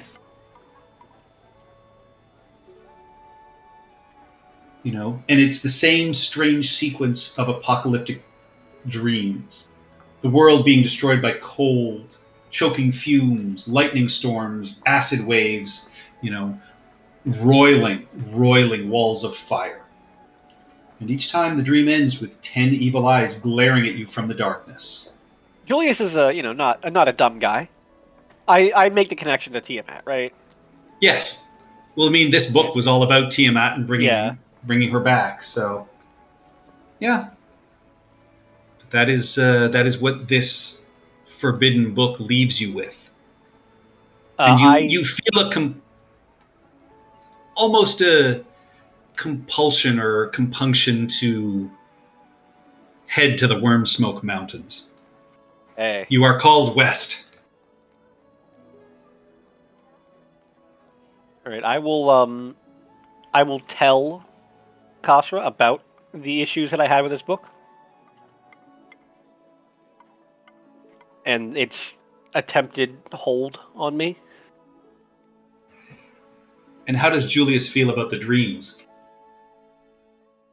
Julius is unsure of how to feel about the dreams. He is unsure of whether these are prophetic in any way, or if these are simply whatever entity is in or controlling or is influencing this book. If it's something that it's doing just to sort of spook or frighten Julius. 'Cause he's not sure if this is actually like something Tiamat herself is influencing, or if it's some other, perhaps infernal entity. All right. So one morning after waking from these dreams, we, fly out the window across town, and we catch up to what Seymour has been up to. Oh, Lord. And Seymour, you attempted to avoid your family, but on the second day of you being back in town, a note is delivered in your mother's hand asking you to come home for a visit. Ooh. Well, I guess they know I'm here. I got to. I will head home. But I'm not going to go up the front door. I'll kind of sneak in the back into the servants' entrance and just kind of scope out what's going on. All right. I mean, the servants are a little bit busy. You can see, they're preparing what appears to be a fairly large sort of get together, and they will tell you that, oh, your parents are having some of the neighbors over as a sort of way to smooth over tensions of the destruction of the gardens. Your mother's not currently here. She's out working with the local association and the gardening committee to just ensure that the work that was done does in fact meet everyone's approval. Oh, lovely. I'm going to kill that cat. And is father around? Indeed, your father is in his study having his breakfast. He's, we've been told that if we see you, we are to bring you right to him. Well, I'm still kind of dirty from the road, so you didn't see me. I'll make my way down there after I sneak up to my bedroom and have a shower and change into some more presentable clothes. All right. Easy enough to do as you know your way sort of through and around your home. And Seymour the whole time feeling like, that child kind of sneaking through the house, waiting to be scolded kind of thing. Yeah. Give me a stealth check, please. With advantage as you know the layout. Yeah, you are able to get through most of what you need to get done before there is a little knock on your door and just say, your father's ready for you now, Master Sunkist. I'll be right down, and I will finish up the shaving mirror, get that last little bit of foam off my cheek, square my shoulders, and head down to the study, and knock on the door when I get there.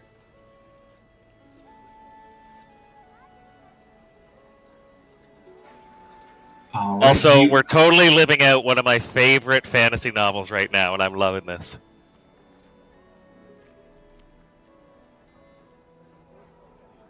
What's that? The His Majesty's Dragon series. It's like the Napoleonic War with dragons, so it's like a Jane Austen novel with people firing muskets from Dragonback. Ah.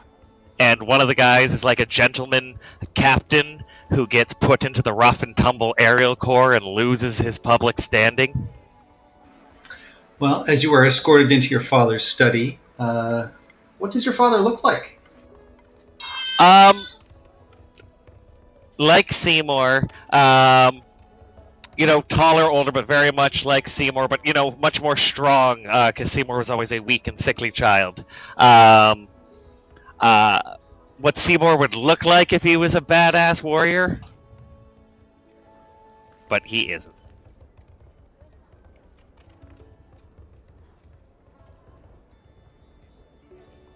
And he, nods at you as you come in, and you can see, as usual, there is no chair for you to sit down in his study, and he's finishing up what looks to be sort of a soft cooked egg and some freshly baked bread, and looks up at you and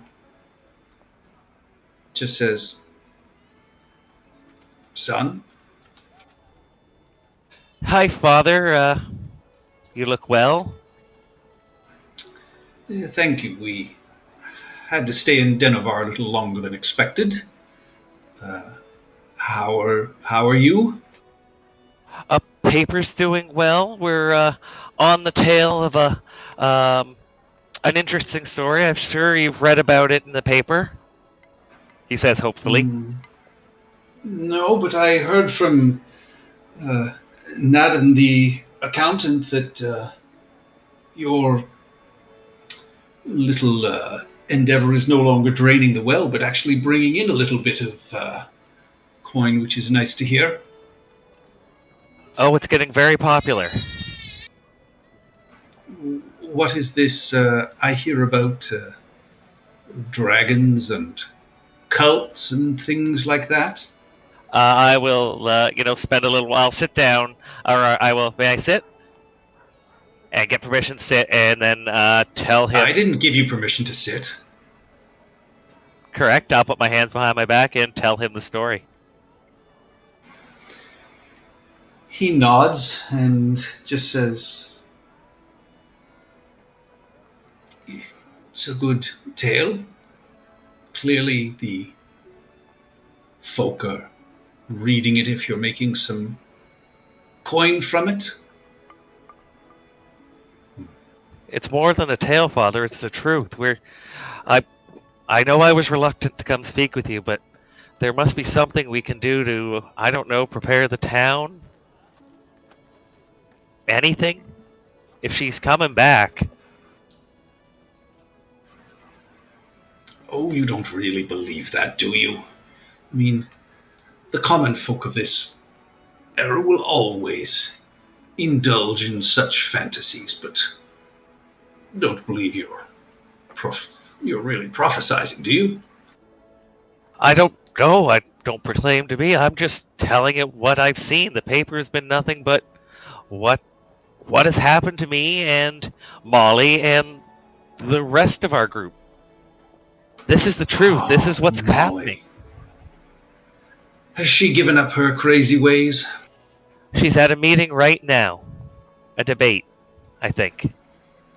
Well, there are few sharper than her, so I feel bad for whoever she's arguing against.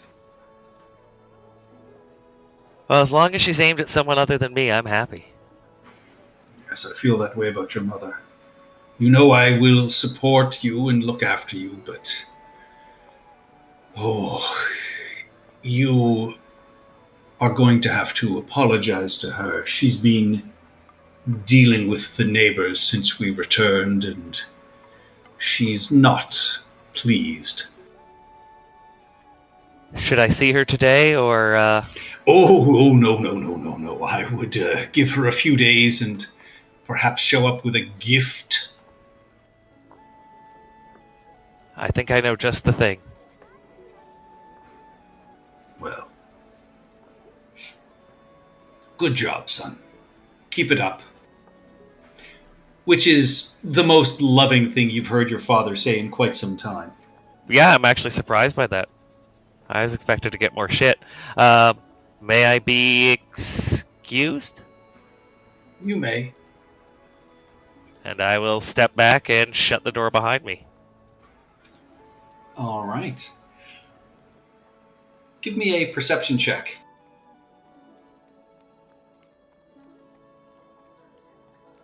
Oof. All right. Yeah, the door shuts behind you. You are able to slip back out of the house and into a drink of your choice, I assume. Yep, I head to a bar and I get my I don't know, a nice martini, and I kind of take a sip and I look around and say to myself, journalist in his natural habitat. A bar. Yeah. And, as you are, seated and drinking, day turns to night, patrons sort of change over as the working crew comes in, and then some of the more higher level folk in towns from the managers. A few people nod at you, a couple of people come up and shake your hand and tell you how much they're enjoying the different stories. Oh, good. I'm glad you're liking it. Who's your favorite character in it so far? They all say Molly, though one of them, says they love this Chirrup figure. They seem to be quite the scamp. Oh, lovely, just lovely. And I'm also, as people are coming through, looking for leads, asking, my known contacts, buying drinks, that kind of thing. All right. Give me a charisma check, whether it's persuasion or whether you want to do a straight charisma check. See what you can pick up. Oh, we'll do persuasion. All right. And if I'm buying drinks, does that give me advantage? It doesn't really matter. Doesn't really matter. You've got a few people that are, loose of tongue and tell you about a couple of sort of illicit affairs that are going on in town, talking about,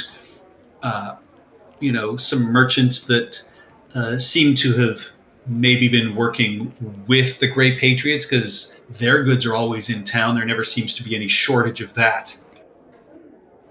Ooh, I'll mark that down to mention to the party for sure. And eventually you actually hear, there's a few people that start sort of stomping their table, and they start calling for the end of the line, which, the bartender here kind of rolls his eyes and, reaches up to the top shelf and pulls down some very high quality, expensive liqueur that is this beautiful sort of blue color. And, slides it to the end of the bar and puts down this large coin. And he says, all right, the end of the line has been called. Who wants to step forward, flip the coin? Heads, your drinks are free. Tails, you drink until you either die or you pass out. And if you regain consciousness, you continue drinking till you die or you pass out. How far away is that coin? Why not? All right, It's been a shitty day. Let's not remember much of it. All right. I do write a note in the notepad. Buy nice gift for mother. All right. Roll me a, I don't know, whatever, D10, and 1 to 5 is, roll me a D10. We'll do evens or odds. Oh, 5. That is tails. You are forced to drink until you either die or pass out. So, Seymour, you continue drinking and drinking. Cool. And roll me a Constitution saving throw, please. Saving throw? Yep. Your liver is strong, so you are able to keep going for quite some time. And it's this blue liqueur is delicious and kind of sort of sweet. And, you get a few people who are coming up and clapping you on the back and kind of cheering. At one point, you swear, though, you're drinking, and in between shots, you look up and the bar around you is just in ruins. And you can hear the flapping of great wings and a roar, and you see what appears to be fire burning through the windows and across the city itself. I haven't put on any rings of power in that second, had I? No, this is just sort of in between drinking and putting down the drink itself. That's probably not a sign. Or it is a sign, but not a... Who is it? Good one. And eventually, yeah, you're reaching for a drink and everything just kind of goes black around you. And there is silence. And you wake, your eyes feel incredibly heavy, but you slowly sort of open them, and just the sound of your eyes opening causes you great pain, and you kind of groan. And even open, all you see is blackness. You are in a dark, dark space. I dragged myself blind. I thought that was a myth. And you find yourself constrained, and you realize that you are on the floor, a very cold stone floor. But you are somewhere that is completely dark and hard. Your mouth tastes like ashes. Everything is dry. Oh, What do you do? I'm going to reach my arm down into my boot and pull out my flask and take a drink. Oh, God, that's better. Oh, God, thank you. Oh. And then I'm going to cast light on the flask. And you cast light, and you realize you are in a crypt of some sort.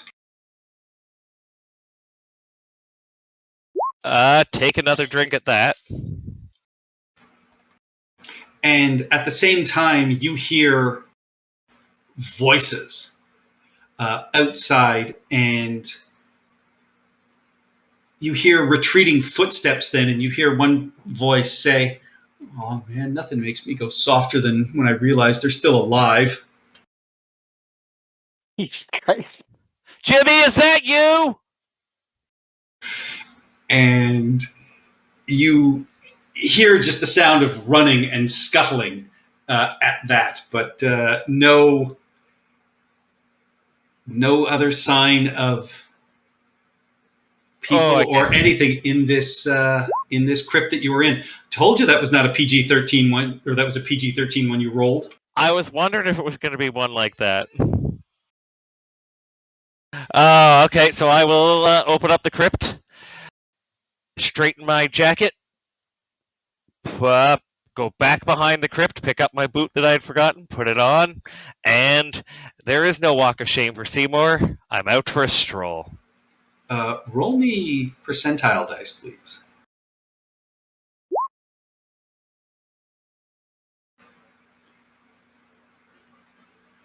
You realize after about 20 feet, you don't have your notebook with you. But as you go back and search the crypt, you do find it, though the last 2 pages have been torn out. Was that new stuff from when I was in the bar? It was, I would say the last few pages go back through your last adventure as well. So the names are gone. Yes. I think I know who did it. Good thing I remember. Good thing I put those memories in the cloud. Yeah. But so as you stride of pride out through this morning, you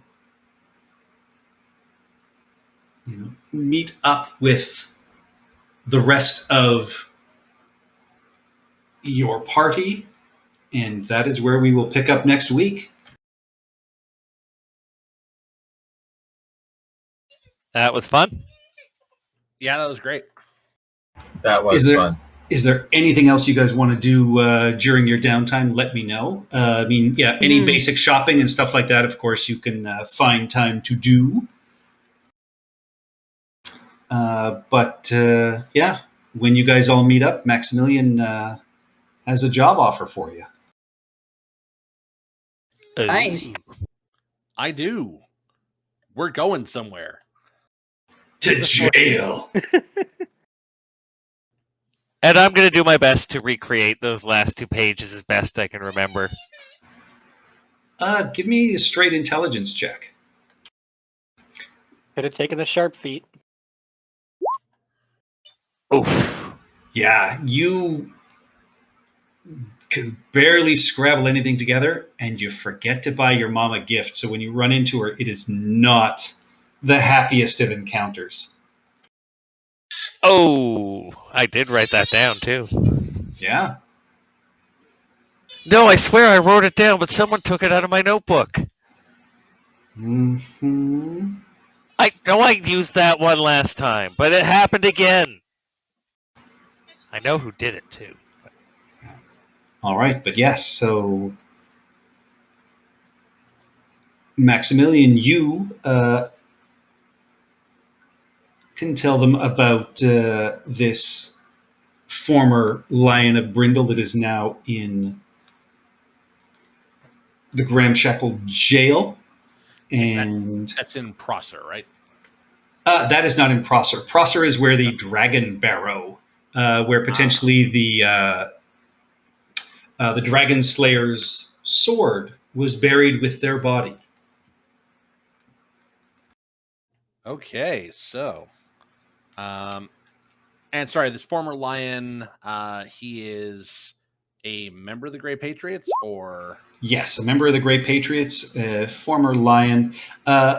You will be able to get a bit more information, presumably out of Braden, as he is a merchant and might have some more information. So we'll pick up next week with you guys having breakfast with Braden. And you can get some information about the Grimshackle brothers, the owners of this prison for profit.